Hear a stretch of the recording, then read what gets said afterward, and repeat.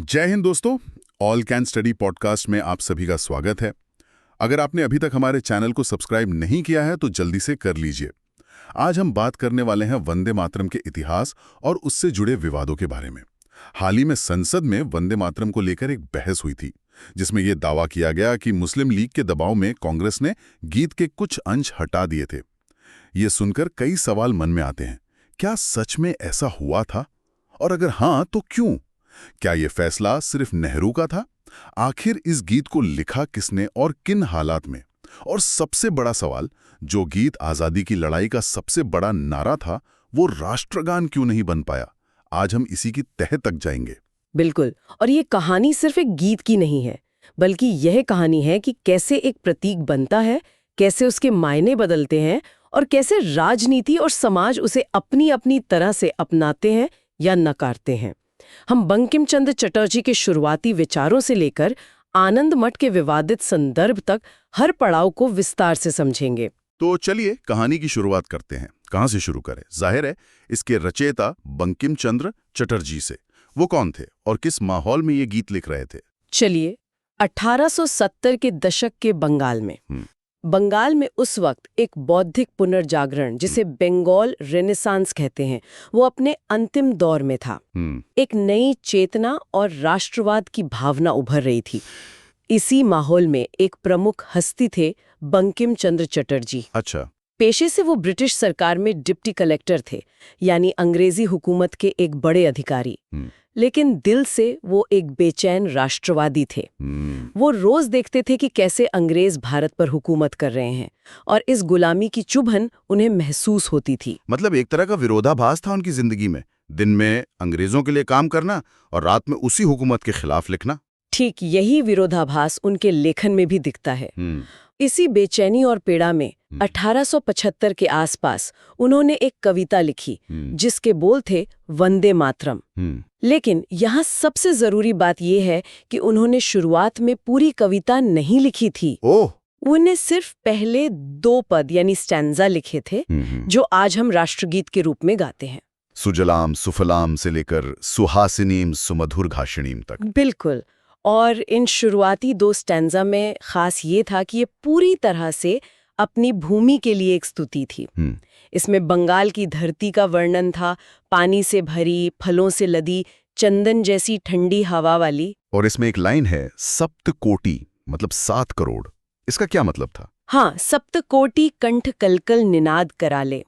इतिहासकारों का मानना है कि यह 1871 की जनगणना से प्रेरित था, जब अविभाजित बंगाल प्रांत की आबादी लगभग 7 करोड़ थी। अच्छा, तो उस वक्त ये गीत बंगाल की भूमि को माँ कहकर पुकार रहा था। हाँ, और एक और दिलचस्प बात यह है कि उस दौर में बंकिम चंद्र मूर्ति पूजा के बड़े आलोचक थे। ये तो बहुत हैरान करने वाली बात है। हाँ, उन्होंने अपने लेखों में इसे विज्ञान विरोधी बताया था, जो इंसान की सोच को सीमित कर देता है। तो ये विडंबना ही है कि उनके लिखे गीत पर बाद में वही आरोप लगे जिसकी वो खुद आलोचना करते थे। बिल्कुल। और ये समझना बहुत जरूरी है कि ये 2 स्टैंजा अपने आप में एक मुकम्मल कविता थे। आनंद मठ का संदर्भ तो इसमें लगभग 1 दशक बाद जोड़ा गया। तो फिर कहानी में आनंद मठ उपन्यास कैसे आया? वो क्या था और उसने सीधे साधे गीत के मायने कैसे बदल दिए? यहीं से कहानी थोड़ी जटिल होनी शुरू होती है। 1880 का दशक आते आते बंकिम चंद्र के विचारों में एक बड़ा बदलाव आया। वो हिंदू पुनरुत्थानवाद की तरफ आकर्षित होने लगे। 1882 में उनका उपन्यास आनंद मठ प्रकाशित हुआ। ये उपन्यास सन्यासी विद्रोह पर आधारित है ना? हाँ, जो 18वीं सदी में हुआ था। तो बंकिम चंद्र ने अपनी वो कविता वंदे मातरम इसी उपन्यास में डाल दी और उसके आगे कई नए पद जोड़ दिए। और इन्हीं नए पदों में धार्मिक संदर्भ थे। एकदम। जोड़े गए नए पदों में सीधे सीधे माँ दुर्गा, लक्ष्मी और सरस्वती का आवाहन था। एक पद में कहा गया, त्वम ही दुर्गा 10 प्रहरण धारणी, यानी तुम ही 10 शस्त्र धारण करने वाली दुर्गा हो। तो अब गीत सिर्फ धरती की वंदना नहीं रह गया था, बल्कि मातृभूमि को देवी का रूप दे दिया गया था। हाँ, उपन्यास में संतान नाम के गेरुआ वस्त्रधारी सन्यासी वंदे मातरम गाते हुए मुस्लिम शासकों के खिलाफ लड़ते हैं। ये गीत उनका वॉर क्राई बन जाता है, युद्ध घोष। हाँ, युद्ध घोष। इतिहासकारों के अनुसार आनंद मठ लिखते समय बंकिम चंद्र का मुख्य निशाना अंग्रेजी हुकूमत ही थी। लेकिन उपन्यास में दुश्मन के तौर पर मुस्लिम शासकों को दिखाया गया। हाँ, शायद वो अंग्रेजों के सेंसर से बचना चाहते थे, लेकिन इसका नतीजा ये हुआ कि उपन्यास का रुख काफी हद तक मुस्लिम विरोधी हो गया। तो यहीं से उस बीज का अंकुरण हुआ जो आगे चलकर एक बड़ा विवाद बनने वाला था। बिल्कुल। एक सुंदर प्राकृतिक गीत अब एक राजनीतिक और धार्मिक संदर्भ वाले उपन्यास का हिस्सा बन चुका था। तो एक तरफ इस उपन्यास की वजह से विवाद की नींव पड़ रही थी, लेकिन दूसरी तरफ यही गीत पूरे देश के स्वतंत्रता आंदोलन की सबसे बुलंद आवाज बनने वाला था। ये कैसे हुआ? ये इस गीत की यात्रा का सबसे शानदार दौर था और इसका श्रेय गुरुदेव रविंद्रनाथ टैगोर को जाता है। उन्होंने इसे संगीत दिया था। हाँ, उन्होंने इस कविता की क्षमता को पहचाना और इसे एक अद्भुत धुन में बांधा। फिर 1896 में उन्होंने कांग्रेस के कलकत्ता अधिवेशन में इसे पहली बार सार्वजनिक रूप से गाया। और फिर आया 1905 का बंग भंग आंदोलन। मैंने पढ़ा है कि उस दौरान तो ये गीत बंगाल की आत्मा की आवाज बन गया था। आपने बिल्कुल सही कहा। 1905 में लॉर्ड कर्जन ने हिंदी मुस्लिम एकता को तोड़ने के लिए बंगाल का विभाजन कर दिया। इस फैसले के खिलाफ जो स्वदेशी आंदोलन शुरू हुआ, वंदे मातरम उसका राष्ट्रगान बन गया। सड़कों पर हजारों लोग, क्या हिंदू क्या मुसलमान, एक साथ वंदे मातरम गाते हुए मार्च करते थे। हाँ, खुद रविंद्रनाथ टैगोर ने राखी बांधते हुए और इस गीत को गाते हुए एक विशाल रैली का नेतृत्व किया था। ये गीत बंगाल के एक होने का प्रतीक बन गया।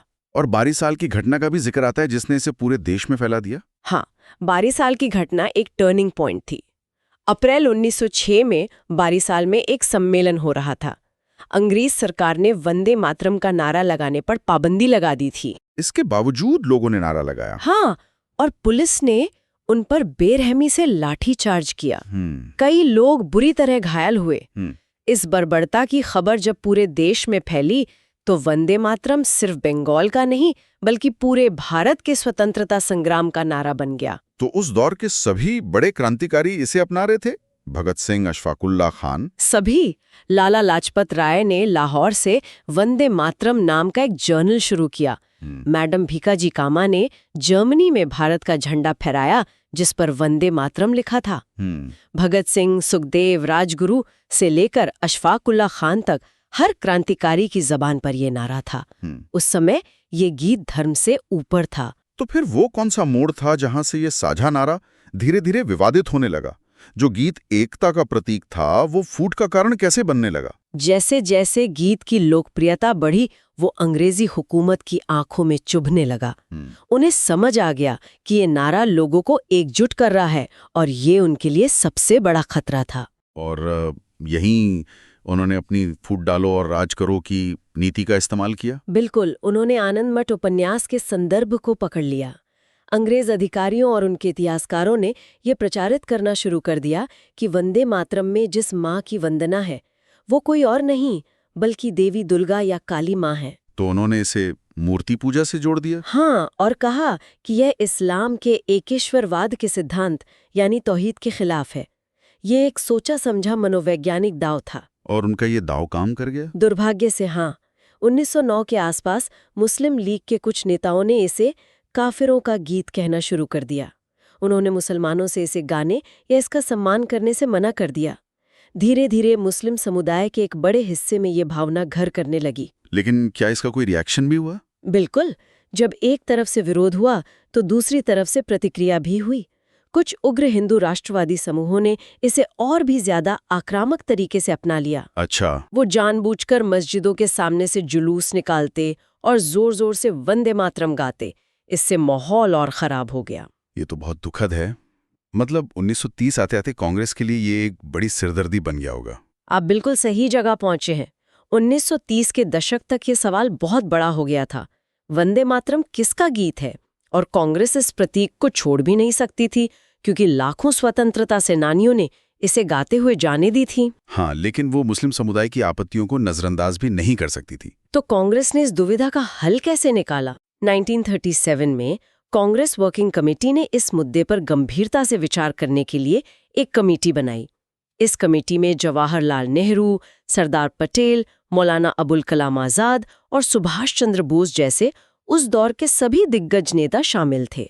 और इस विश्लेषण में रविंद्रनाथ टैगोर की क्या भूमिका थी? उनकी भूमिका सबसे महत्वपूर्ण थी। नेहरू ने इस मुद्दे पर टैगोर से सलाह मांगी। टैगोर ने नेहरू को एक लंबी चिट्ठी लिखी जो एक ऐतिहासिक दस्तावेज है। उन्होंने कहा कि वंदे मातरम के पहले 2 पद जो आनंद मठ से पहले लिखे गए थे, उनमें किसी धर्म विशेष का जिक्र नहीं है। बिल्कुल, उनमें सिर्फ देश की प्राकृतिक सुंदरता का वर्णन है। उनका किसी देवी देवता से कोई लेना देना नहीं है। तो उनका सुझाव था कि सिर्फ शुरुआती 2 पदों को ही राष्ट्रीय गीत के तौर पर अपनाया जाए। एकदम सही। टैगोर का तर्क था कि बाद के पद आनंद मठ उपन्यास के हिस्से हैं और उनके धार्मिक संदर्भों के कारण वो विवादित हो सकते हैं, लेकिन पहले 2 पद सार्वभौमिक हैं। यह एक शानदार समाधान था। और कांग्रेस वर्किंग कमेटी ने, जिसमें मौलाना आजाद भी शामिल थे, सर्वसम्मति से टैगोर की इस सिफारिश को स्वीकार कर लिया। हाँ, उन्होंने मान लिया। लेकिन क्या मोहम्मद अली जिन्ना और मुस्लिम लीग इस समाधान से सहमत हुए? नहीं, यहीं पर राजनीति कला पर हावी हो गए। 1938 में मोहम्मद अली जिन्ना ने नेहरू को एक चिट्ठी लिखी। उसमें उन्होंने साफ कहा कि मुस्लिम वंदे मातरम को, चाहे वो पूरा हो या काटा छांटा रूप, किसी भी सूरत में स्वीकार नहीं करेंगे। उन्होंने इसे पूरी तरह से हटाने की मांग की। हाँ, जिसे कांग्रेस ने खारिज कर दिया। अब ये गीत सिर्फ एक कविता नहीं, बल्कि भारत के बंटवारे की ओर बढ़ती राजनीति का एक मोहरा बन चुका था। तो आजादी के बाद जब राष्ट्रगान चुनने का समय आया, तब तो ये बहस और भी ज्यादा तीखी हो गई होगी। निश्चित रूप से। संविधान सभा में ये एक बहुत ही संवेदनशील मुद्दा था।